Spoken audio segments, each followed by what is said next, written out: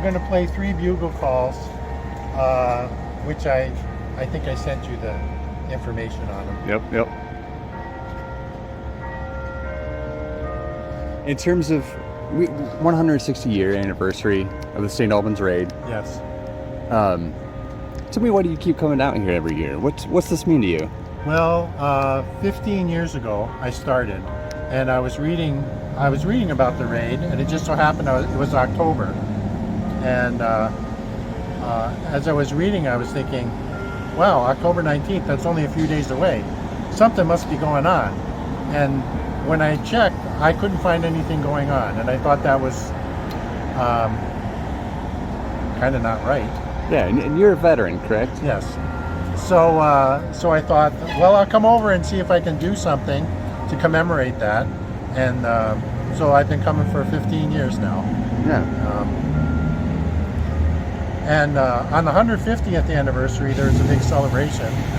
But all the other years, I think I'm the only thing.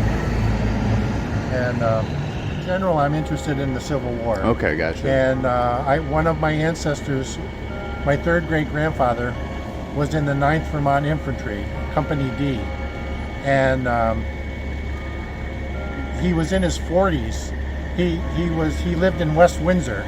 He was in his 40s and trying to raise some more replacements for the 9th, and ended up thinking to himself, I can't go around asking my neighbors to join up. I should join up myself.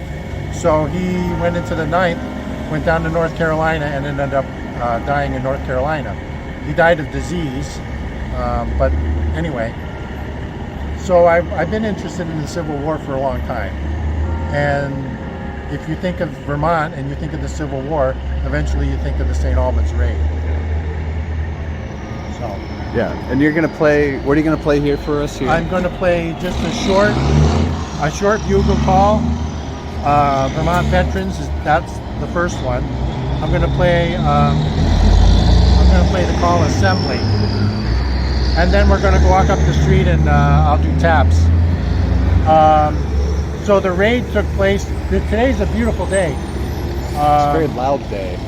In 1864, it was not so nice.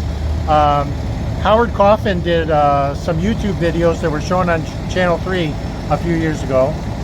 And what he said and what other people have said, the weather was more like it has been the previous few days, which was kind of cold and rainy mostly. Not a steady rain, but intermittent rain. And so the raiders, who had been in several local hotels, right around 3 o'clock in the afternoon, they decided, before the banks closed, of course, they came out here and started with the bank robberies. And some of the raiders also, anybody they saw, they took over to Taylor Park and assembled them over there to try to keep an eye on them. And it only took maybe the same amount of time as I'm going to take right now with this remembrance. It only took 20-25 minutes. And at that point, some of the people that weren't in Taylor Park had found out that this was going on, the raid, and the raiders could see that trouble was coming and they needed to leave town right away. Yeah. So. All right. Okay, the church bell says stop. Hopefully we got a moment of silence here.